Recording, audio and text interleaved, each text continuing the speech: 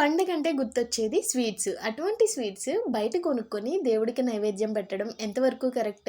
వినాయక చవితి వస్తుంది కదా! ఇలా సింపుల్‌గా ఇంట్లోనే మేతిచూర్ లడ్డు ఇలా ప్రిపేర్ చేసేయండి. చాలా ఈజీ ప్రాసెస్. చాలా టేస్టీగా కూడా ఉంటాయండి.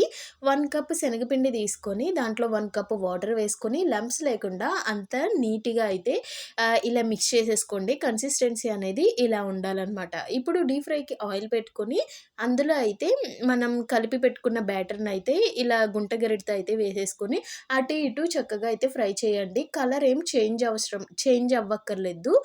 మంచిగా లైట్‌గా ఫ్రై అయితే చాలనమాట.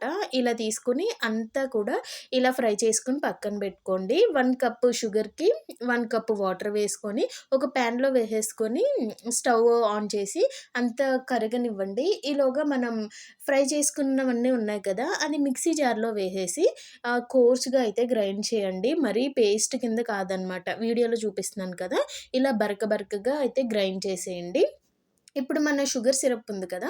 దాంట్లో అయితే ఈ పౌడర్ అంతా వేసేసి కలుపుతూ 5 మినిట్స్ ఉన్నారంటే మనకిది దగ్గరకొచ్చేసిందండి. మనం చల్లారాక లడ్డూల కింద చేసేసుకోవడమే.